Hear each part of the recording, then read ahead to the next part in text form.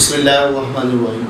बच्चों, मेरा नाम सादुल्लाह फ़रूकी। आज हमने वर्क पावर एनर्जी वाले यूनिट की डिस्कशन करनी है। P3 physics P3 WPE work power energy. पहला क्वेश्चन ये है कि अगर पेंडुलम अपनी ऑसिलेशन कंप्लीट करता है तो इसका मतलब ये है कि वो जिस पॉइंट से चला है उसी पॉइंट के ऊपर वो वापस आए। तो इनिशियल पॉइंट भी वही है, फाइनल पॉइंट भी वही है। डिस्प्लेसमेंट जीरो होगा। डिस्प्लेसमेंट जीरो का मतलब वर्क डन जीरो होता है। W = T cos θ। Question number 2 ये है कि अगर हम एक बॉडी को 10 मीटर की हाइट से नीचे फेंक दें तो टकराने के बाद अगर उसकी एनर्जी में 40% लॉस हो जाए तो फिर वो कितनी हाइट पर आएगा। तो देखें, 40% एनर्जी लॉस का मतलब है कि 10 मीटर में से 4 हिस्से 4 मीटर लॉस हो गया, 6 मीटर पीछे बचेगा तो वो ज़मीन से 6 मीटर की हाइट पर आएगा। इसका आसान तरीका, आप इसे मैथमेटिकली भी कर सकते हो, थोड़ा लंबा तरीका हो जाएगा। तो 10 मीटर में से 40% यानी 4 मीटर हाइट का लॉस हो गया, पीछे 6 मीटर बचेगा जिससे वो ऊपर की तरफ हो गया। क्वेश्चन नंबर 3 ये है कि अगर दो ऑब्जेक्ट आपस में इन कॉन्टैक्ट होते हैं, टकराते हैं, तो उनकी काइनेटिक एनर्जी हीट में कन्वर्ट होगी। जब भी दो बॉडी कोलाइड करते हैं तो एनर्जी का कुछ हिस्सा जो है वो हीट में कन्वर्ट हो जाता है, तो kinetic energy is dissipated into heat. Question number 4 ये है कि पोटेंशियल एनर्जी, एक बॉडी को हमने मैक्सिमम हाइट से ड्रॉप किया है, उसकी पोटेंशियल एनर्जी कहाँ पर मैक्सिमम होगी। तो पोटेंशियल एनर्जी का बेसिक फार्मूला होता है mgh। तो पोटेंशियल एनर्जी रिलेट करती है हाइट से, तो इसका मतलब है कि मैक्सिमम हाइट के ऊपर पोटेंशियल एनर्जी मैक्सिमम होगी। Maximum and maximum height. Question number 5 ये है कि अगर फर्ज करें कि किसी ऑब्जेक्ट की काइनेटिक एनर्जी सेम है। क्वेश्चन नंबर 5 में 2 balls of different masses have same kinetic energy. तो बच्चों, सबसे पहले चैप्टर नंबर 4 का वर्क पावर एनर्जी का एक बड़ा इंपॉर्टेंट फार्मूला है काइनेटिक एनर्जी और मोमेंटम में relation. Kinetic energy is equal to P²/2r। उम्मीद है कि ये फार्मूला आपको पता होगा, आपको डेरिवेशन इसकी आती होगी। नहीं भी तो ये फार्मूला आपने इसी तरह से ज़हन में रखना, बड़ा important formula. Kinetic energy is equal to P²/2r, P momentum. यहाँ से काइनेटिक मोमेंटम का फार्मूला बनाएं तो momentum is equal to 2m ऊपर ले जाए तो काइनेटिक एनर्जी से मल्टीप्लाई हो जाएगा, स्क्वायर खत्म करें तो अंडर रूट है। अगर काइनेटिक एनर्जी सेम है तो मोमेंटम देखें डायरेक्टली प्रोपोर्शनल है अंडर रूट ऑफ m के। इसका मतलब है जिस बॉडी का मैस ज़्यादा होगा उसका मोमेंटम भी ज़्यादा है। सेम काइनेटिक एनर्जी के ऊपर मोमेंटम और मैस आपस में डायरेक्टली प्रोपोर्शनल होते हैं। P is proportional to under root of m, तो जिसका मैस ज़्यादा उसका मोमेंटम भी ज़्यादा। तो ऑप्शन नंबर ए बनेगा heavier ball have greater momentum. Question number 6 है कि वाउंड वॉच के अंदर जो है वो कौन सी एनर्जी होती है। तो आप जानते हैं कि ये पोटेंशियल एनर्जी की एक टाइप है इलास्टिक पोटेंशियल एनर्जी। स्प्रिंग तरह की जो चीज़ें हैं जिनमें कंप्रेशन आता है, जिनको हम एलोंगेट कर सकते हैं, इनमें जो एनर्जी स्टोर होती है वो इलास्टिक पोटेंशियल एनर्जी है। क्वेश्चन नंबर 7 ये है कि एक बोट है वो 3 मीटर पर सेकेंड से जा रही है, मूव कर रही है, उस पर फोर्स 500 न्यूटन लग रही है। आपने पावर निकालनी है तो बच्चों बेसिक फार्मूला, पावर के 2 ही फार्मूले हैं, P = W/T और P = F/T। तो फोर्स 500 है, वेलोसिटी उसकी 3 मीटर पर सेकेंड है, तो पावर निकलेगा 1500 वाट। इसको हम साइंटिफिक नोटेशन में लिख सकते हैं 1.5 किलोवाट। ठीक। क्वेश्चन नंबर 8 ये है, उसने हमें फोर्स भी दी है बच्चों, वेलोसिटी डायरेक्ट नहीं दी है, वेलोसिटी की जगह उसने डिस्प्लेसमेंट भी दिया है, टाइम भी दी है। तो फार्मूला वही है, P = F/V, force into displacement divided by time. तो बच्चों डिस्प्लेसमेंट 30 मीटर 1 मिनट के अंदर, तो 60 सेकेंड टाइम आ गया। अगर एक बॉडी 30 मीटर का फासला 1 मिनट में कवर करे, उस पर फोर्स 40 न्यूटन लगे, तो पावर यहाँ से आप निकाल सकते हैं 20 वाट ये पावर लगेगा। क्वेश्चन नंबर 9 है, ये भी कुछ इस तरह से ही है जिस तरह से हमने ये क्वेश्चन नंबर 2 किया। एक बॉडी को हमने 20 मीटर की हाइट से फेंका है, ball is dropped from a height of 20 metre. तो अगर 20 मीटर की हाइट से हमने उसे ड्रॉप किया है तो बच्चों वो 10 मीटर ऊपर आया, इसका मतलब है कि उसकी हाइट में लॉस कितना हो गया, 10 मीटर हाइट में लॉस हुआ, 10 मीटर राइज हुआ, तो 50% एनर्जी में लॉस होगा। 20 में से 10 मीटर अगर वो हाइट पर आता है, 20 से फेंका 10 मीटर की ऊंचाई पर आएगा तो 50% एनर्जी में लॉस है। सेम है जैसे क्वेश्चन नंबर 2। क्वेश्चन नंबर 10 है बच्चों, फिर से मोमेंटम का फार्मूला आपने भी पढ़ा है, मोमेंटम काइनेटिक एनर्जी के साथ कैसा रिलेट करता है, P = 2m/E अगर काइनेटिक एनर्जी E है। ऊपर स्क्वायर रूट आता है तो स्क्वायर रूट अगर ना लिखें तो उसकी वैल्यू 1/2 आएगी, तो ये ऑप्शन ए बनती है।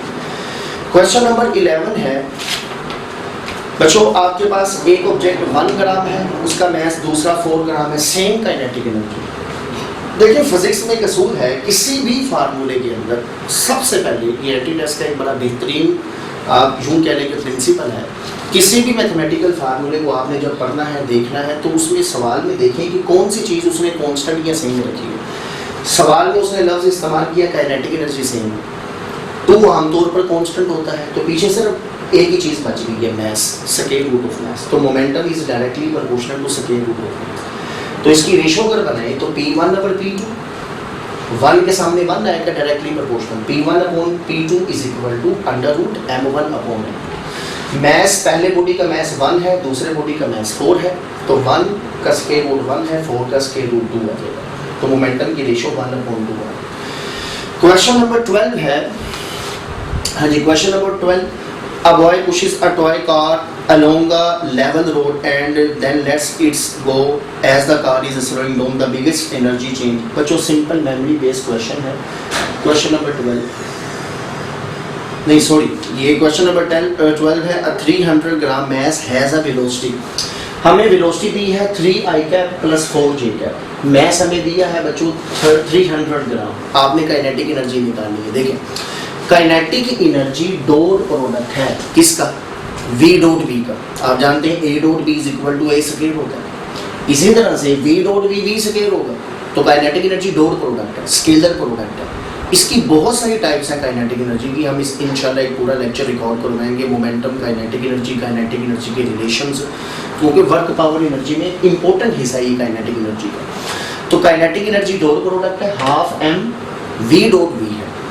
v उसने दिया 3i cap plus 4j cap, दूसरा v भी 3i कैप 4j कैप। मास 300 ग्राम है, किलोग्राम में लिखेंगे तो 1000 से डिवाइड करेंगे, तो बच्चों kinetic energy is equal to half 300, ये 1000 से डिवाइड किया किलोग्राम, ये आगे वेलोसिटी v डॉट v आ गई। जी बच्चों यहाँ से इनका डॉट प्रोडक्ट लिए, तो आप जानते हैं डॉट प्रोडक्ट क्या होता है। डॉट प्रोडक्ट होता है रेक्टेंगुलर कंपोनेंट्स की फॉर्म में, दोनों के x को मल्टीप्लाई करो जमा दोनों के y को मल्टीप्लाई करो, तो 3 × 3 9 हो जाएगा, 4 × 4 16 हो जाएगा, तो इसका आंसर आएगा 9 + 16।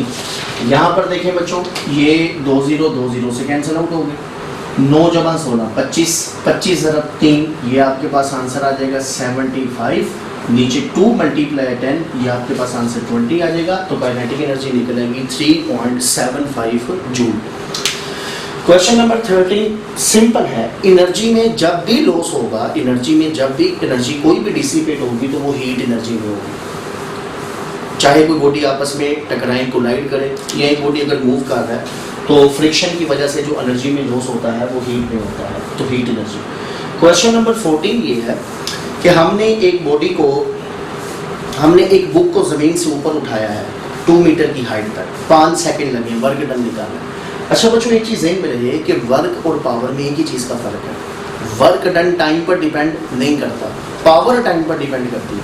टाइम के साथ अगर वर्क लेंगे तो वो पावर है, और वर्क डन टाइम के इंडिपेंडेंट है। उसमें सिर्फ 2 चीज़ें होती हैं, एक फोर्स है, एक डिस्प्लेसमेंट। जब किसी बॉडी को वर्टिकली हाइट दी जाती है तो उसकी फोर्स वेट के बराबर होती है mg, डिस्टेंस उसका h है, तो वर्क 2 चीज़ों पर डिपेंड कर रहा है, एक वेट के ऊपर और एक हाइट के ऊपर। क्वेश्चन नंबर 15 है बच्चों, सेम वर्क हुआ है डिफरेंट टाइम में, तो पावर का फार्मूला क्या होता है W/T। Same work, W same है, W कांस्टेंट है, तो power is inversely proportional to T। Power की रेशो अगर हम लें तो PA divided by PB is equal to PB divided by TA, inverse. तो इनवर्स रेशो में क्वांटिटीज जो है ना वो उलट हो जाती हैं, PA divided by PB is equal to TB divided by TA। तो पहला बच्चों उसने पहला जो टाइम लगा है वर्क करने में वो 20 है, TA 20 है।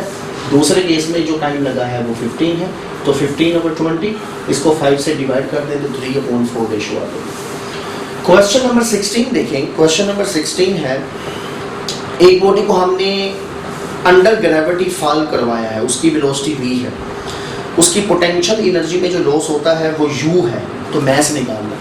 बच्चों जब भी किसी बॉडी को हाइट से फेंका जाता है, जब भी किसी बॉडी को हम हाइट से नीचे फेंकेंगे तो उसकी पोटेंशियल एनर्जी कन्वर्ट होती जाएगी काइनेटिक एनर्जी में, तो हम लिख सकते हैं mgh is equal to half mv, ठीक है, एनर्जी कंजर्वेशन। पोटेंशियल एनर्जी को उसने कहा है ये U है, पोटेंशियल एनर्जी में जो लॉस हो रहा है वो U है कैपिटल, तो U is equal to half M V second.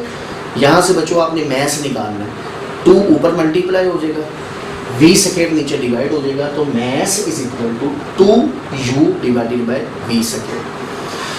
Question number 17 है कि अगर हम मैस को और वेलोसिटी को डबल कर दें तो काइनेटिक एनर्जी क्या होगी। तो आप जानते हैं काइनेटिक एनर्जी के फार्मूले में हाफ एम वी स्केयर, एक m है एक v स्केयर, वेलोसिटी को डबल करें तो 2 का स्केयर 4, मैस भी डबल है तो 4 मल्टीप्लाई 2 आंसर 8, तो नई काइनेटिक एनर्जी पहले वाली काइनेटिक एनर्जी से 8 टाइम्स हो जाएगी। क्वेश्चन नंबर 18 है कि अगर आपने फर्ज करें कि जमीन से किसी बॉडी को 490 की काइनेटिक एनर्जी से ऊपर फेंका, 490, ठीक है, तो बताएं किस हाइट पर उसकी काइनेटिक एनर्जी, ये जो 490 इसका हाफ हो, यानी हमने 490 की काइनेटिक एनर्जी से बॉडी को ऊपर की तरफ थ्रो किया है, तो आपने बताना ये है कि किस हाइट पर जाकर उसकी काइनेटिक एनर्जी इसका हाफ हो जाएगी, यानी 490 का आधा हो। तो जो पहले काम करो कि 490 की एनर्जी से अगर हम किसी बॉडी को थ्रो करते हैं ऊपर की तरफ तो उसकी हाइट कितनी बनेगी, पहले ये निकालते हैं, वो ज़्यादा से ज़्यादा कितना ऊंचा जाएगा। आप जानते हैं कि जब नीचे से ऊपर बॉडी को फेंका जाए तो काइनेटिक एनर्जी में लॉस होता है, पोटेंशियल एनर्जी में गेन होता है, तो kinetic energy is equal to potential energy, law of conservation of energy. Kinetic energy 490 है, मैस उसने 2 किलोग्राम दिया है, g हम 10 सपोज करते हैं और h हमें निकालना, तो यहाँ से बच्चों अगर हम h निकाल लें तो 490 डिवाइडेड बाय ये 2 मल्टीप्लाई 10, 0 0 से कैंसिल आउट हो गया, आंसर 24.5 निकला। तो 490 जूल की काइनेटिक एनर्जी से एक बॉडी 24.5 मीटर की हाइट तक जाएगा, ठीक है। अगर आधी काइनेटिक एनर्जी होती तो फिर कितनी हाइट पर जाता है, इसका आधा कर दें, 24.5 को हाफ कर दें, हाफ, तो कितना निकलेगा 12.25 मीटर। क्वेश्चन नंबर 19 ये है, हाँ ये भी एक बच्चों अच्छा कॉन्सेप्ट है स्टॉपिंग डिस्टेंस का। याद रहे कि जब भी फिजिक्स में स्टॉपिंग डिस्टेंस का सवाल आएगा तो स्टॉपिंग डिस्टेंस हमेशा निकलता है वर्क एनर्जी प्रिंसिपल से। एक होता है स्टॉपिंग टाइम, इसका भी एक लेक्चर रिकॉर्ड करवाया जाएगा, स्टॉपिंग टाइम क्या होता है, स्टॉपिंग डिस्टेंस, तो स्टॉपिंग डिस्टेंस का तो सवाल आ गया, स्टॉपिंग टाइम हम फिर किसी एक और लेक्चर में पढ़ेंगे। स्टॉपिंग डिस्टेंस क्या होता है, स्टॉपिंग डिस्टेंस हमेशा कैलकुलेट होता है बच्चों वर्क एनर्जी प्रिंसिपल से, work done is equal to kinetic energy, ठीक है। अब वर्क डन किसके बराबर है, force into displacement is equal to kinetic energy, यहाँ से F नीचे ले जाए तो D is equal to kinetic energy upon F, this is stopping distance, ये जो D है ये स्टॉपिंग डिस्टेंस है, ठीक। अब सवाल में अगर आप गौर करें ना तो उसने लफ्ज इस्तेमाल किया same kinetic energy same force, और जो स्टॉपिंग डिस्टेंस डिपेंड ही 2 चीज़ों पर करता है, काइनेटिक एनर्जी और F फोर्स पर। अगर दोनों चीज़ें सेम है तो स्टॉपिंग डिस्टेंस की रेशो सेम निकलेगी, 1 रेशो, ठीक है। अगर 2 डिफरेंट ऑब्जेक्ट्स हैं उनकी काइनेटिक एनर्जी भी सेम है, फोर्स भी सेम है, तो उनका स्टॉपिंग डिस्टेंस की जो रेशो निकलेगी वो 1:1, क्योंकि स्टॉपिंग डिस्टेंस 2 चीज़ों पर डिपेंड करता है, एक काइनेटिक एनर्जी पर, एक फोर्स पर। हाँ अगर वो कहता सेम फोर्स है तो फिर जिसकी काइनेटिक एनर्जी ज़्यादा उसका स्टॉपिंग डिस्टेंस ज़्यादा। स्टॉपिंग डिस्टेंस का मतलब ये है कि वो ज़्यादा देर से रुकेगा, यानी एक बॉडी की काइनेटिक एनर्जी ज़्यादा है, एक की कम है, उन पर फोर्स सेम लग रही है, तो जिसकी काइनेटिक एनर्जी ज़्यादा है वो ज़्यादा डिस्टेंस कवर करेगा, यानी ज़्यादा डिस्टेंस के बाद रुकेगा, स्टॉप होने वाला डिस्टेंस उसका ज़्यादा होगा। फिर से देखो, अगर काइनेटिक एनर्जी सेम हो, फोर्स डिफरेंट हो, तो स्टॉपिंग डिस्टेंस इनवर्स है फोर्स की। जिस पर सेम काइनेटिक एनर्जी है 2 डिफरेंट बॉडीज की, सेम काइनेटिक एनर्जी 100 और 100, अब मैं दोनों पर, एक पर फोर्स लगाता हूँ, मैं एक पर फोर्स लगाता हूँ 10 न्यूटन की, एक पर फोर्स लगाता हूँ 40 न्यूटन, तो देखिए इनवर्स है, जिस पर फोर्स ज़्यादा लगेगी उसका स्टॉपिंग डिस्टेंस कम होगा, यानी वो कम डिस्टेंस पर रुक जाएगा। तो बच्चों अच्छी तरह ज़हन में बिठाना है, स्टॉपिंग डिस्टेंस काइनेटिक एनर्जी के डायरेक्टली होता है, फोर्स के इनवर्सली, सिर्फ 2 चीज़ों पर डिपेंड करता है। चूँकि इस सवाल में दोनों सेम है इसलिए स्टॉपिंग डिस्टेंस की रेशो सेम मिलेगी। क्वेश्चन नंबर 20 है, बड़ा सिंपल है बच्चों, किस एंगल के ऊपर वर्क डन पहले से हाफ होता है। आंसर है फोर्स उसने दिया 10, डिस्टेंस उसने दिया 5, तो वर्क निकलना था 10 × 5 50, उसने कहा 25 कब होगा। तो आप जानते हैं वर्क के फार्मूले में कोस आता है, कोस 60 डिग्री 1/2 के बराबर होता है, तो 60 डिग्री के ऊपर जो वर्क डन है वो अपने मैक्सिमम का हाफ हो जाता है, मैक्सिमम का हाफ 60 डिग्री पर, तो 60 डिग्री इज इक्वल टू 1/2, तो ये आंसर 25 जूल आ जाएगा, तो एंगल 60 डिग्री। 21 आपको, चूंकि बार बार ये चीज़ मैं आपको बता रहा हूँ कि फिजिक्स में तैयारी का बेहतरीन जो तरीका होता है ना वो एमसीक्यूज़ की प्रैक्टिस होती है। अब बच्चों के ज़हन में सवाल आता है कि सर एमसीक्यूज़ करें कहाँ से। मैं तो कहता हूँ जिस चैप्टर का टेस्ट हो आपने उस चैप्टर से पहले यानी उस टेस्ट से पहले कम से कम 100, 150, 200 एमसीक्यूज़ की प्रैक्टिस करें। प्रैक्टिस करनी कहाँ से है देखिए ज़रा, ये बच्चों एक किताब है जो कि MD कैट के ऊपर लिखी गई है, फिजिक्स MD कैट के हवाले से आप देख सकते हैं। अगर आप इस बुक पर गौर करें तो इसमें 3000 MCQs हैं, 3000 MCQs हैं और 3000 ही इसके सोल्यूशन हैं। जितने सवाल उतने ही सोल्यूशन, यानी ऐसा नहीं है कि हमने हर सवाल की ऑप्शन दी है, बस A ऑप्शन है या सिर्फ B ऑप्शन है या सिर्फ D ऑप्शन है, इनके पूरे पूरे सोल्यूशन लगाए गए हैं। ठीक है, जब मैं आपको दिखाता हूँ अंदर से किस तरह से। अच्छा, उसके बाद जो इसमें प्लस पॉइंट है वो ये है कि MD कैट के जो पेपर्स हैं 2008 से लेके 2019 तक UHS में जो पेपर्स आपने एंटी टेस्ट हुए हैं 2008 से लेकर 2019 तक, जितने भी फिजिक्स से रिलेटेड सवाल हैं उन सब सवालों के सॉल्यूशंस भी दिए गए हैं। जैसे मैं आपको थोड़ा सा इसका डेमो बताता हूँ। ये देखो बच्चों, ये आपके पास जैसे ये चैप्टर है मोशन एंड फोर्स, ये मोशन एंड फोर्स आप देख रहे हैं, ये मोशन एंड फोर्स चल रहा है। ठीक है, ये क्वेश्चंस आ रहे हैं, आपने पहले खुद क्वेश्चन पढ़ना है, उसको अटेम्प्ट करना है, प्रैक्टिस करनी है खुद। ये सारे क्वेश्चंस चल रहे हैं, ये ग्राफिकल क्वेश्चंस भी हैं, डायग्राम वाले क्वेश्चंस भी हैं, इक्विलिब्रियम के क्वेश्चंस भी हैं, ऐसे चलते चलते ये क्वेश्चंस चलते जा रहे हैं ऐसे। तो ये क्वेश्चंस हैं बच्चों 174, मोशन एंड फोर्स के यूनिट से 174 क्वेश्चंस हैं। इसी से आगे आप देखें तो नीचे हेडिंग आ गई है सोल्यूशन की, सोल्यूशन। तो ये सोल्यूशन यहाँ से चलेगा, पहले क्वेश्चन का ये आंसर है बी क्यों है, ये नीचे सोल्यूशन दिया होगा, दूसरा सोल्यूशन, तीसरा। तो 174 क्वेश्चन से इसी तरह से चलते जाएं तो ये आपके पास 174 ही, ये देखें 174 ही सोल्यूशन है। यानी हर सवाल का, चाहे वो आसान है, मुश्किल है, कॉम्प्लिकेटेड है, जैसा भी है, हर सवाल का हमने आंसर भी दिया है और रीज़न भी बताई है कि क्यों ये आंसर क्यों बनता है। ये इसी से तो इंसान सीखता है, रीज़न से, सोल्यूशन से क्यों सीखा जाता है, पता चलता है कॉन्सेप्ट, रटा नहीं लगता। अच्छा, अब इसके बाद देखें ये नीचे हेडिंग शुरू होगी UHS।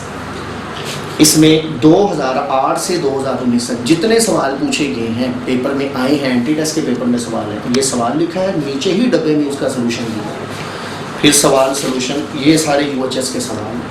तो आपको आइडिया भी हो कि 2008 से लेके 2019 तक वो किस तरह के सवाल बना रहा है, कैसे कैसे सवाल आ रहे हैं, उनको कैसे अटेम्प्ट करना है, किस सेक्शन में से कितने आ रहे हैं। तो ये सवाल सोल्यूशन ये सारे चलते जा रहे हैं। ठीक है बच्चों। अच्छा, अब इसमें आपने ये किताब मिलेगी कहाँ से, चूँकि ये आप जानते हैं कि लॉकडाउन की वजह से ना ये बड़ा एक मसला पड़ गया कि मार्केटें भी अब इतनी ज़्यादा नहीं है, सारी मार्केटें भी बंद हैं। तो इस किताब को मंगवाने का एक तरीका है कि ये किताब के पीछे अगर आप देखें ना तो ये 2 नंबर लिखे हुए हैं, मैं जूम कर रहा हूँ, ये आपको नज़र आ जाएंगे बच्चों। मेरा नंबर भी वैसे आप लोगों के पास है, तो नहीं तो ये किताब के पीछे 2 नंबर लिखे हैं, मैं लिख भी देता हूँ नंबर 0334 9893 एक नंबर है, 0321 4252 ये नंबर। और मेरा नंबर तो आप लोगों के पास है ही, 0344 440808। इन नंबर्स पर आपने रब्ता कर लेना है तो आपको बता दिया जाएगा कि इजी पैसा के जरिए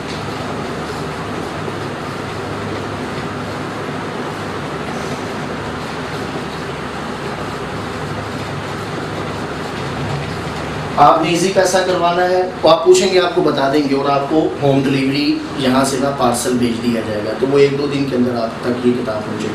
तो बच्चों, जैसे कि अभी छुट्टियाँ चल रही हैं हर तरफ से, फिज़िक्स की 100% तैयारी अगर आप करना चाहते हैं, 100% के फिज़िक्स में से एक भी सवाल गलत ना हो, तो बच्चों ये किताब आप अच्छी तरह तैयार कर लें। 1 दफ़ा रिवाइज करें, 2 दफ़ा, 3 दफ़ा, 4 दफ़ा, इससे बाहर फिज़िक्स का कोई सवाल नहीं होगा इंशाल्लाह। ठीक है।